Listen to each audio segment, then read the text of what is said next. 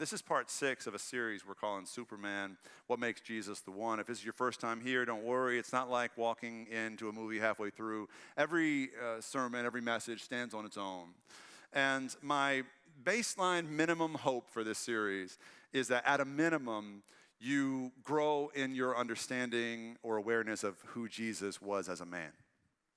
Like if you came across him casually on the street or at work, or if you were just like acquaintances, like what you would notice about his personality.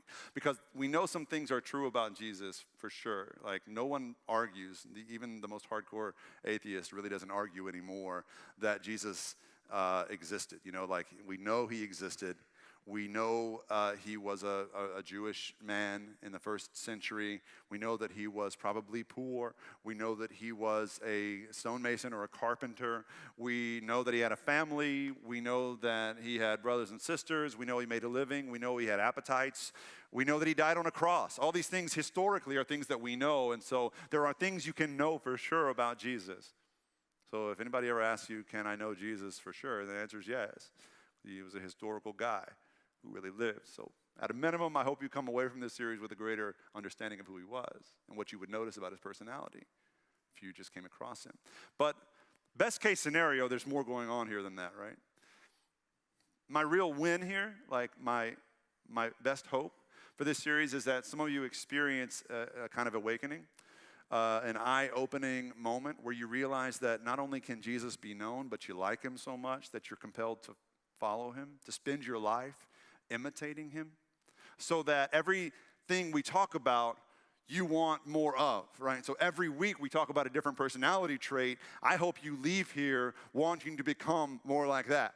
So when we talk about Jesus as an intellectual, I hope you leave here and go, to Amazon.com and buy a couple books, and you become more of a reader than you were before, more of an intellectual in search of wisdom like Jesus. Right? Like when we talked about his intensity, I hope that you leave here more intense about the things that break the heart of God and making those things more a part of your priorities in your life. I hope you want to be more like him. And today we're going to talk about Jesus' intentionality. He was a very intentional man. And I think sometimes intentionality is something we lack. Focus is another way to talk about intentionality. Focus is on everyone's minds, right? Like focus is the subject of so many articles in like American Psychology Today review and things like that, and like Entrepreneur, magazine and stuff like that. All the business magazines say you need to hire people that can focus because nobody can focus anymore apparently because of how short our attention spans have gotten. I was watching this documentary on Netflix, and this last week, it was about Warren Buffett, the billionaire investor who lives in Nebraska in the same house that he bought in the 60s or something for $30,000. And he drives, a pretty modest car and eats McDonald's breakfast every morning and pays cash for it. Like he has the exact amount of cash that he needs in the car with him every morning to buy a McDonald's breakfast. I'm not real sure how that works, but that's who he is, right? And I was so intrigued by the part of this documentary where he and Bill Gates became friends. Because he and Bill Gates, they're both rich, mega rich, right? But they're in different sectors. They're different guys. But they became friends at a party that Bill Gates' parents threw, a dinner party. And there were like a dozen really successful people around the table at this dinner party. And Bill Gates' dad started, before the meal was served, he started kind of this get-to-know-you thing by handing each one of the people a note card and said, I want you to write on this note card the one factor, the one thing that made your success possible, the one trait of yours that contributed most to your success. And so they all wrote different things, right? Some of them wrote a whole paragraph on the card. Some of them wrote one line. And everybody had different answers except Warren Buffett and Bill Gates. Warren Buffett and Bill Gates both wrote the same thing on their card, one word, a one-word answer to this somewhat complicated question. They both wrote the word focus. Focus is the single most important contributing factor to their success. And when I heard it, I will tell you, I had the usual reaction that I have when I read or hear someone say something like that. My heart kind of sunk in my chest because I'm good at a lot of things, but I suck at focusing. And so, I've always wanted to be somewhat successful.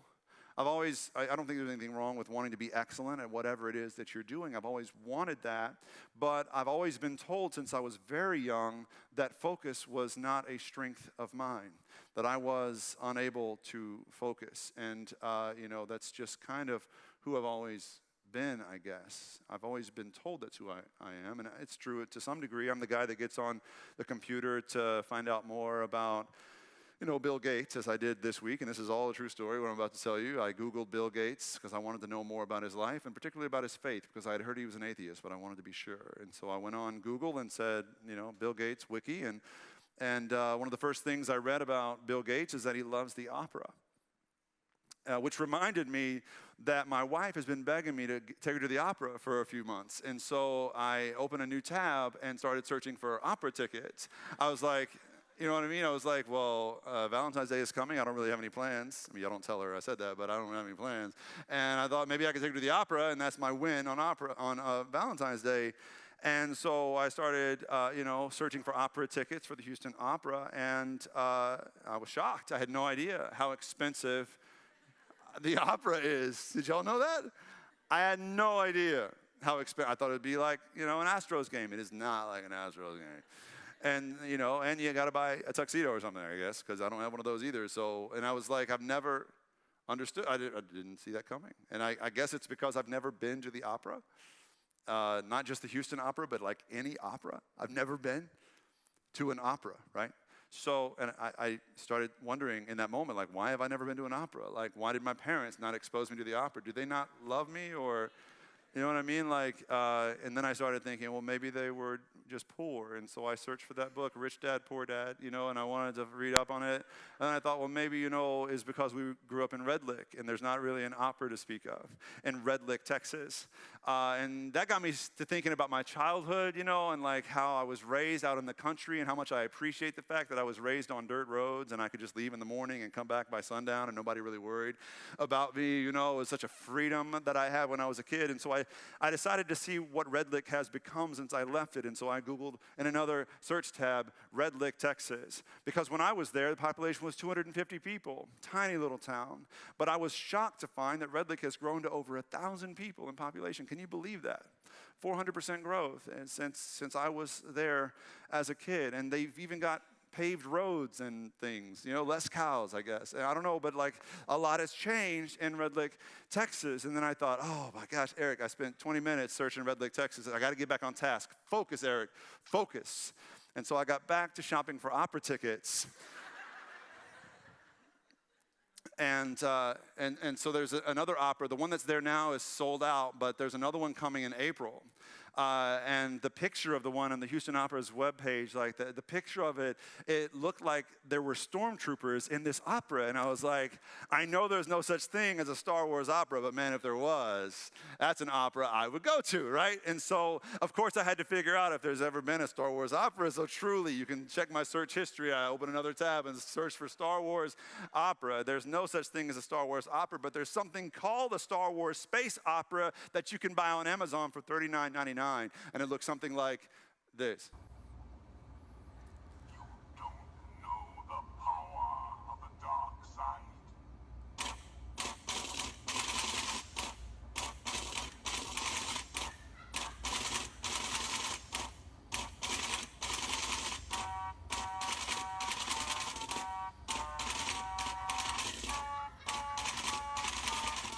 So I have no idea why it's called an opera.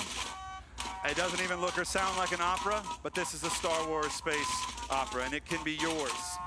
I set out, you can turn it off now, thank you. I set out to search for the faith and life of Bill Gates, and I ended up here with the Star Wars space opera. And I wish I could tell you that's an outlier, and that's not how it normally goes. It's exactly how it normally goes.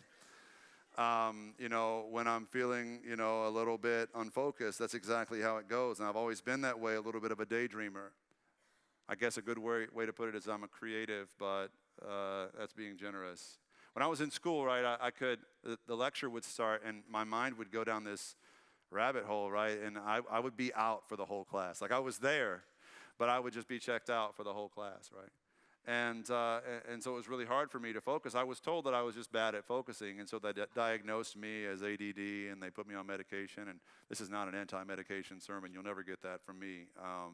I think that's great, and it works for a lot of people. It certainly helped me for a time. But I think what troubles me is that I spent most of my life thinking I was just not good at focusing, or that I couldn't focus.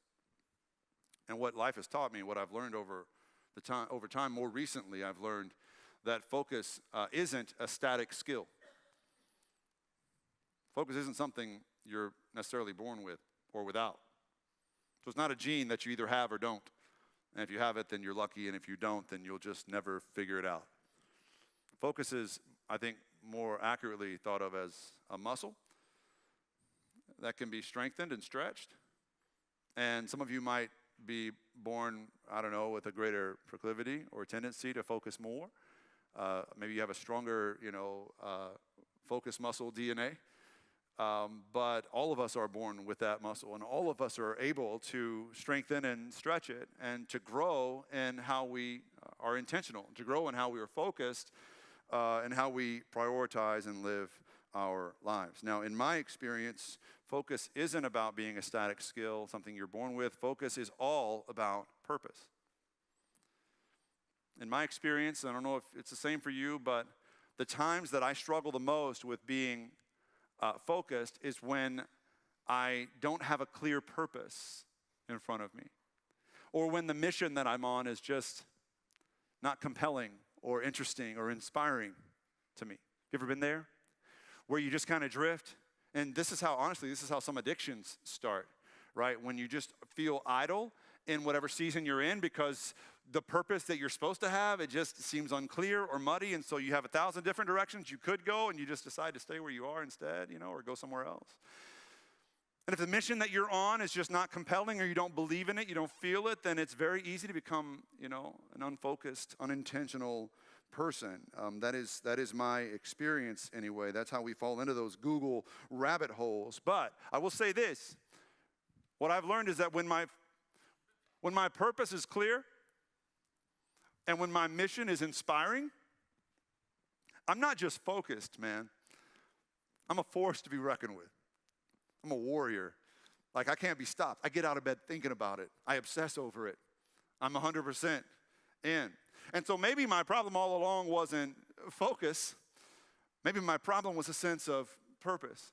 Maybe some of you are in that same place where you're living your life, and sometimes you're just not sure what you're living for, and that gets you into some trouble. You chase down these paths randomly. When the story was just getting started, before we even had a name or really a congregation, when we were just a launch team, we sat around, and there were 20, 30, sometimes 40 of us, sat around talking about our mission. What's our purpose going to be here at the Story? And we kicked around some very generic mission statements before we actually landed on our own. We were like, well, we're here to welcome all people to the kingdom of God. And that sounds really nice, except it's just really boring and very generic. And other ones were like just a little creepy, like, we're here to tell a love story to the world. That kind of a thing. And that was not quite clear either. And so we just kept having to press, and it took us a while to settle in on a mission statement that really inspired us, right? So we had to press into that passion. What was it that brought us into that room together? What was it that made us think that the churches we belonged to weren't a right fit for us in its entirety, right? What made us want more? And we realized over time is that we shared this passion. We all kind of had this feeling that the church was missing something. We had this knowledge that 80 to 85% of our Houstonian neighbors and friends and family members and co-workers on Sunday morning have no Christian community that they share. They don't go to church. Not that going to church is salvation, but they don't have a community where they can grow deeper in their faith, right, with other people. So 80 to 85% of our Houstonian neighbors don't regularly go to church somewhere or belong to a Christian community. And so we realized that we had this shared passion, and so we prayed, and God's Spirit gave us the courage and conviction to just claim our mission, as specific as it was. And we got some pushback for being so specific, but this was the mission that we claimed, that we are here to inspire non-religious Houstonians to play their part in the story of God's love in Jesus Christ. And we got some pushback here and there. Take out that non-religious word. It's too exclusive, but we needed to focus.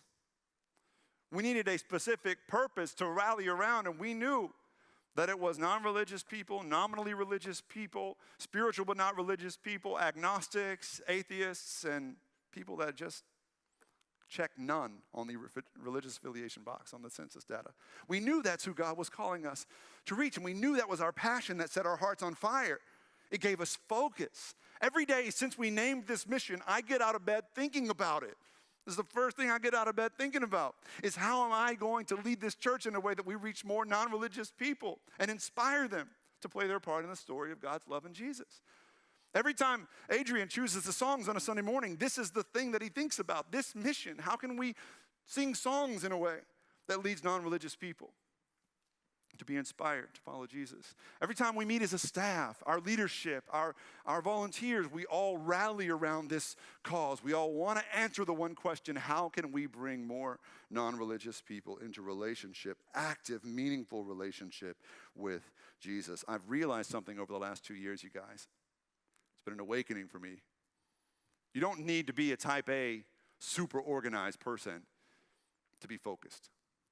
Focus is where desire and discipline meet purpose and passion. Focus is where desire and discipline meet purpose and passion. The only reason I bring all this up, I sound like a TED Talk so far, I realize that. The only reason I bring all of this up is because when we look at the personality of Jesus, what we see is fierce intention. Fierce focus. He was intentional about what it was he came to do.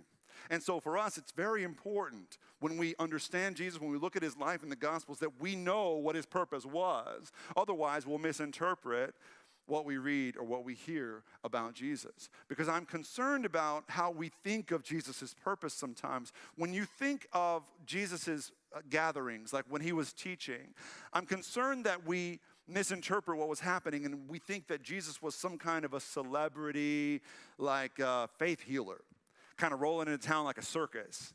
And there was like a tent and lights, and he was all dressed in white, and he was wearing diamonds, and he hit people in the head, and they were healed, and they passed the plate a few times. And I'm afraid we think of him more like, like a Benny Hinn kind of a person. If you don't know who Benny Hinn is, you can Google him. In fact, I recommend Googling Benny Hinn Star Wars, where he uses a lightsaber to heal people. Truly the most amazing thing I've ever seen. So that's a true story, but don't do it now unless you just really have to and struggle with focus like your preacher does. So let me get back on topic. All right.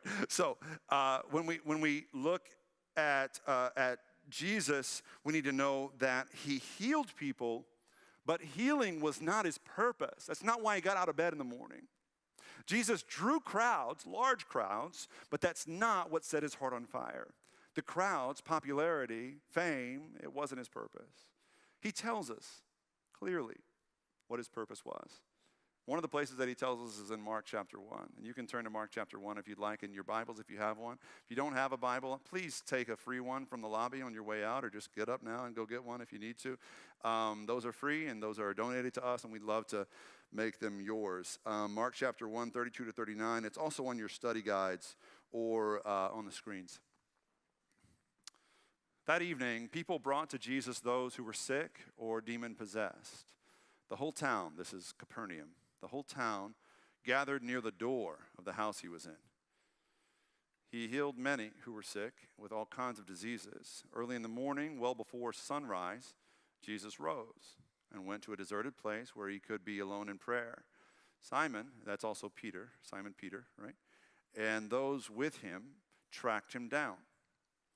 When they found him, they told him, "Everyone's looking for you." And he replied, "Let's head in the other direction to the nearby villages so that I can preach there too. That is why I've come." It's a big hint right there. That is why I've come. He traveled through Galilee, preaching in synagogues, throwing out demons. So you can glean from this a few things. Mark chapter 1, that means this is the very beginning of Jesus' ministry. He's 30 years old, and his ministry is just beginning, like his career. He's kind of a second career preacher, right? He had this other career, and now he's like gone all in, full-time ministry now. And this is right at the beginning. And they are in Capernaum, which was kind of Jesus' HQ, right? It's where he launched his ministry from. It was the home to one of the first churches after Jesus' death and resurrection. In Capernaum, it was right there in that house, in Peter's mother-in-law's house. Right before this passage, Jesus got to Peter's mother-in-law's house, and she's there sick, or pretending to be sick, maybe because there's suddenly a house full of fishermen and construction workers, and maybe the smell just got her, who knows. But Jesus heals her. She wakes up from whatever she was under, right? And of course, when you heal someone in a small town, it's like feeding that first stray cat. And it didn't take long for everyone within a 5-mile radius who was sick or disabled to come to this house to get healed too. And so the thing just takes off, man, and the energy is palpable, and it's wall to wall inside Peter's mother-in-law's house. It's not a very big room. I've been in it before. It's amazing to think of people packed in there like sardines and others just lining around the house. Suddenly, Jesus is up and coming. This is his moment. This is the moment he's been waiting for.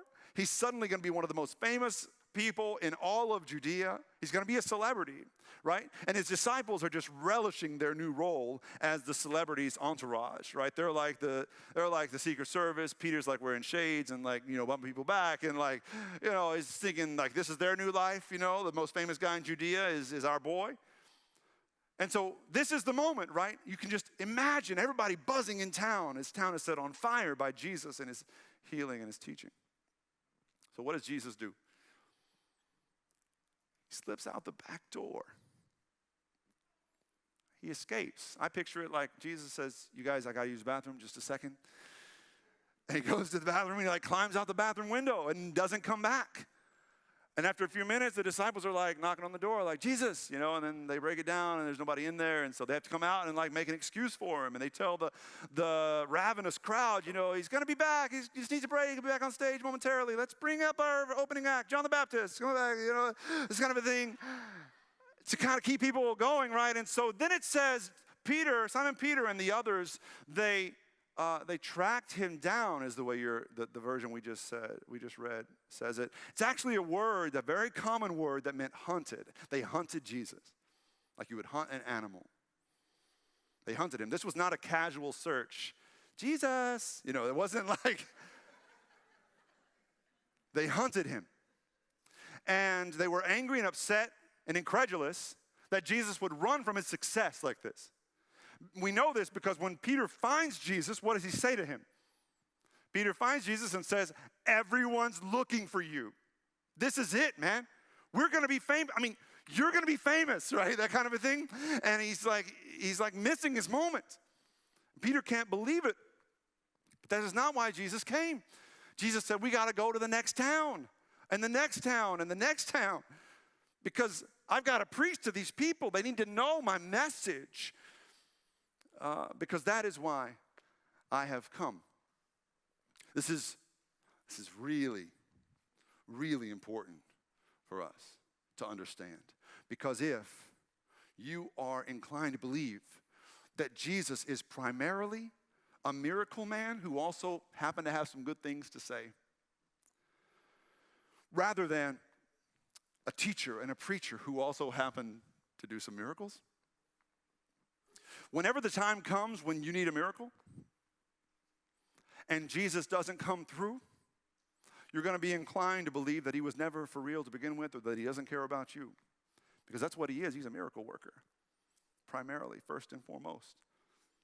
However, if what you believe about Jesus is that he's primarily a teacher and a preacher who came to give the world this gift of grace, to tell the world about the good news of God's salvation, about redemption and forgiveness and mercy, that no matter what happens to you when you need a miracle, whether you receive it or not, you will know with all your heart that Jesus is still who he said he was. And that the grace of God is the greatest and only miracle you will ever need.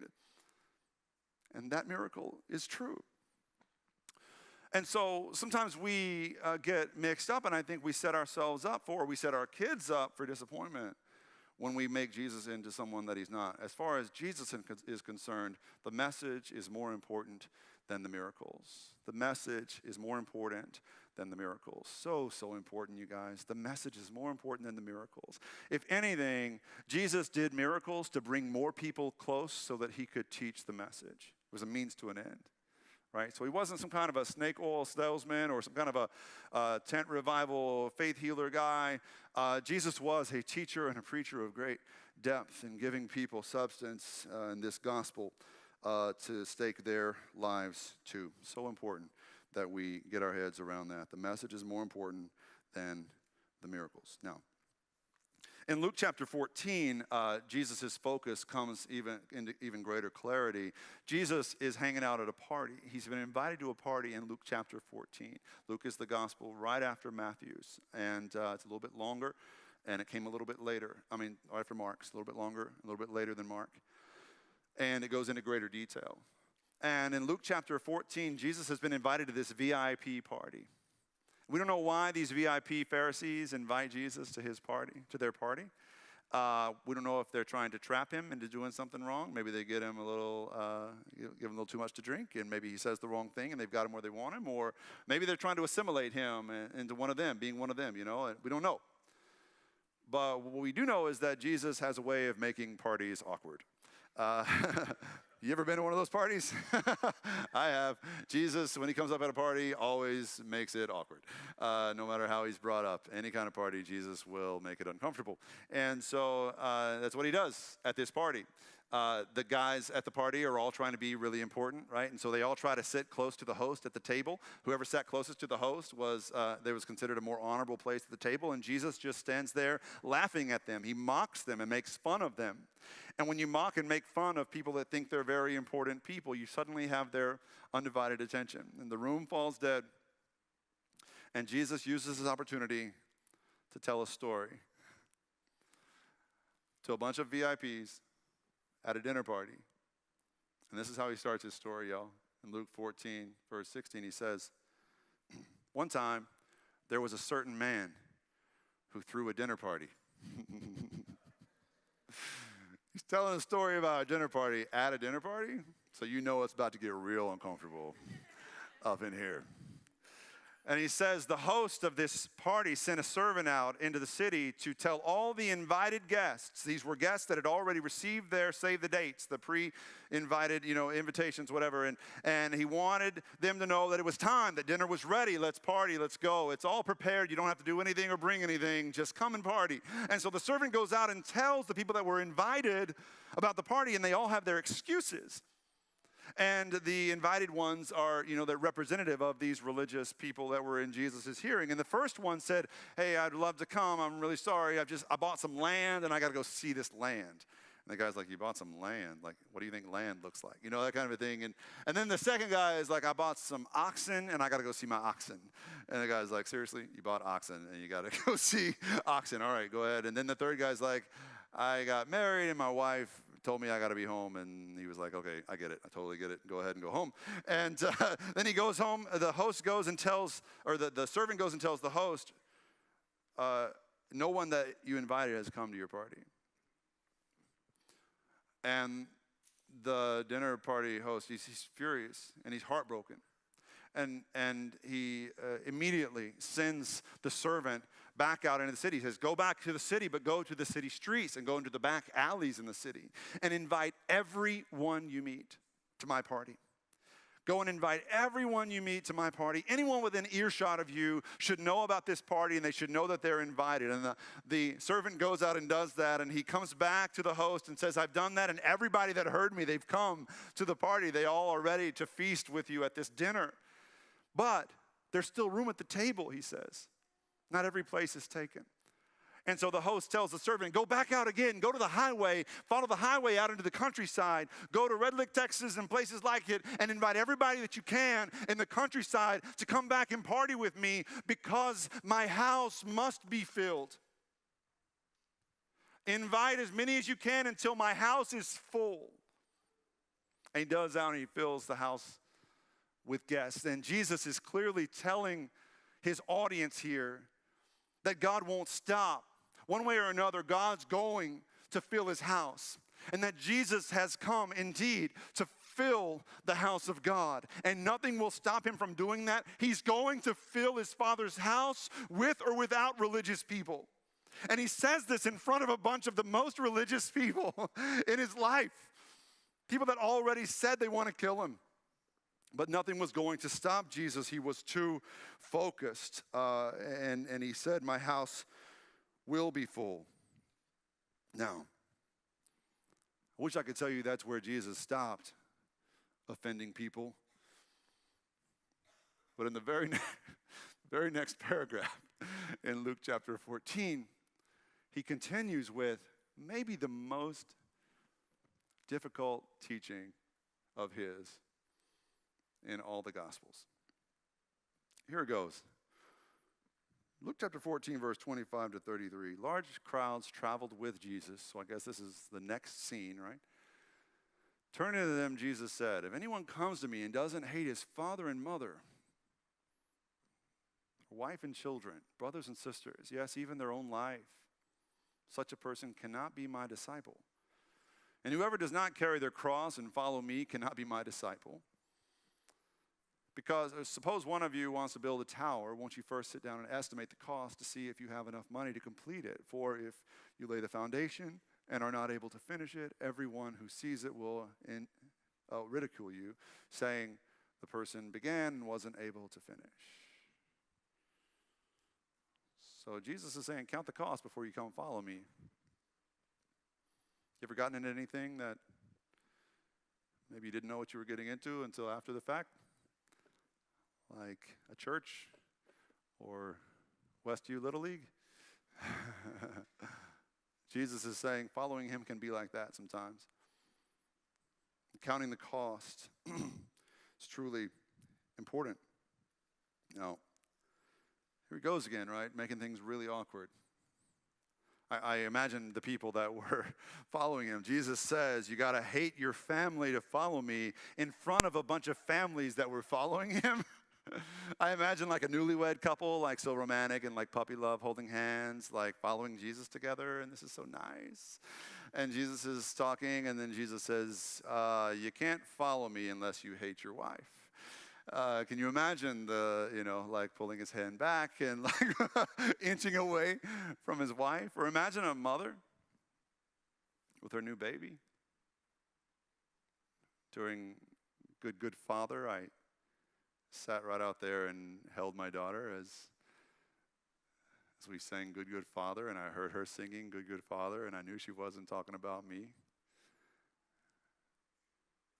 And I wept like a baby because she knows her father.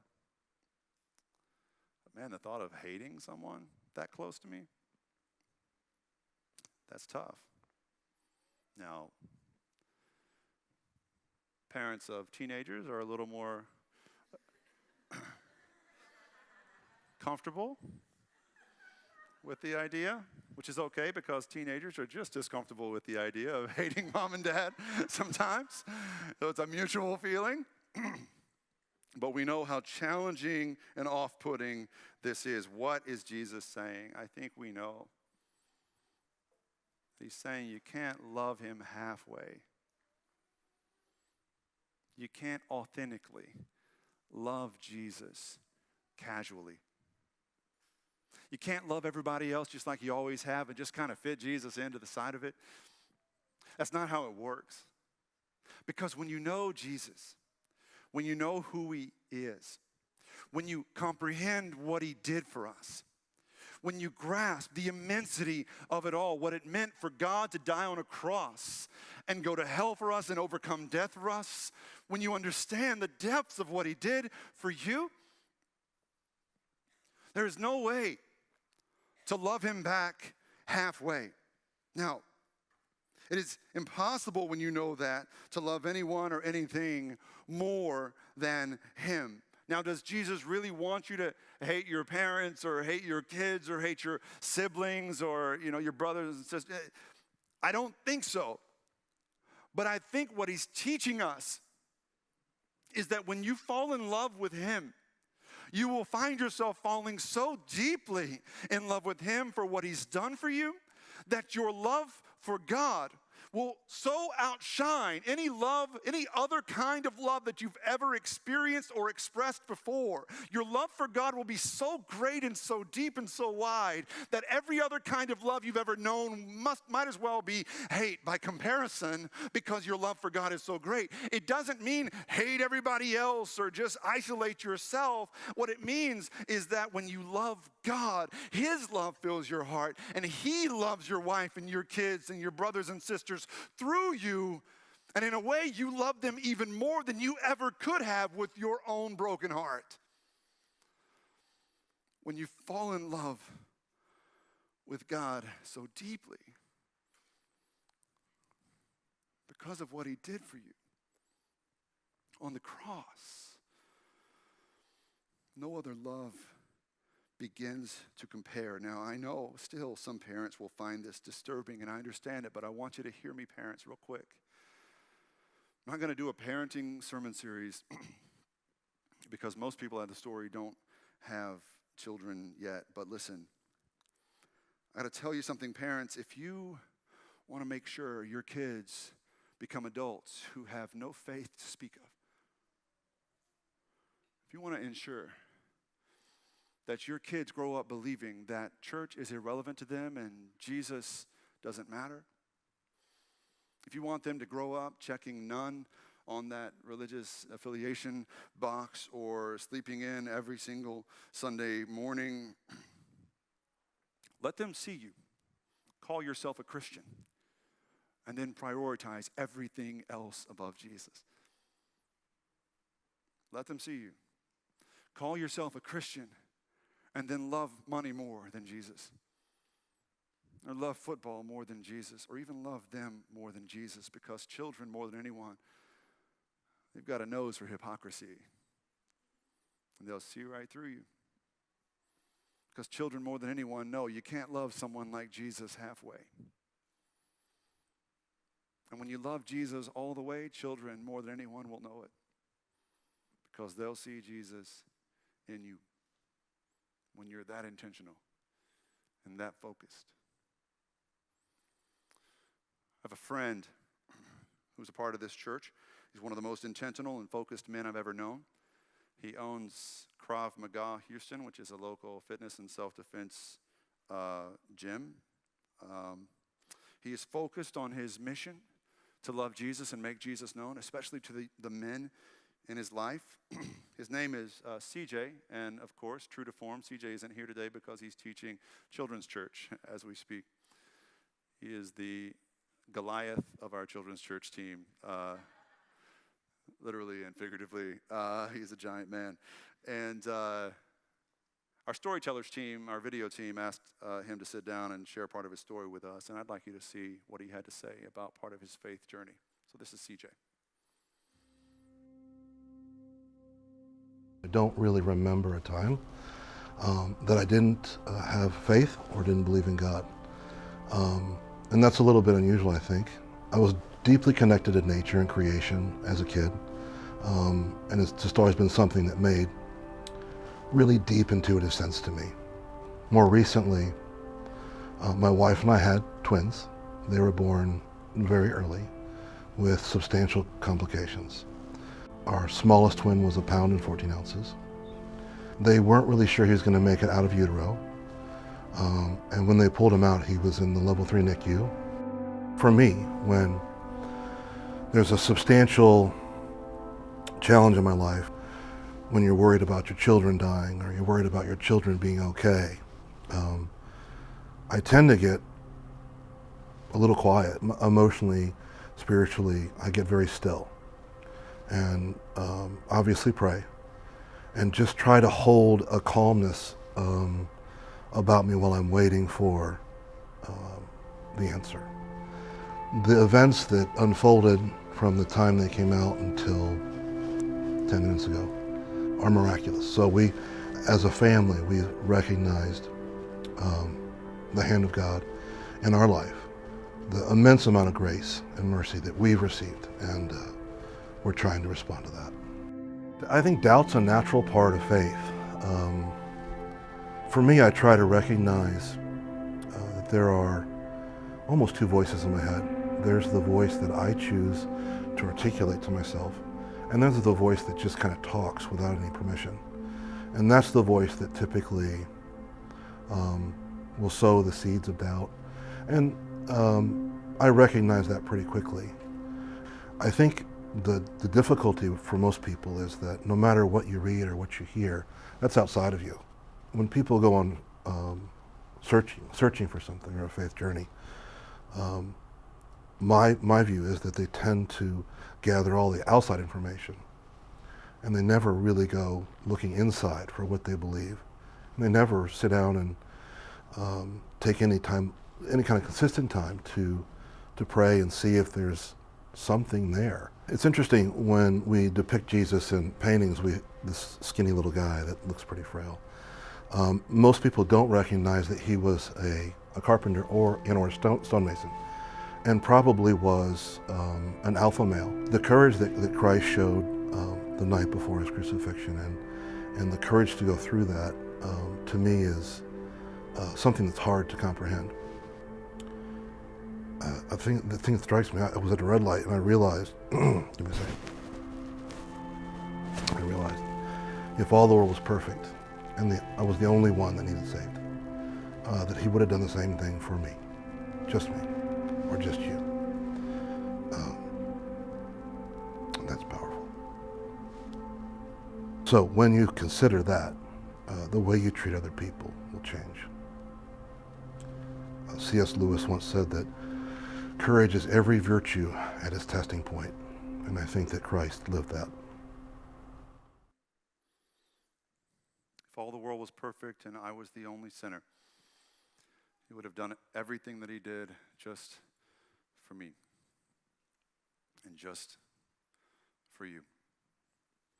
My prayer is that as Jesus lived with his fierce intention and focus, that same focus would permeate your life, that you would let your life revolve around him and nothing else. Let everything else flow from your love for Jesus.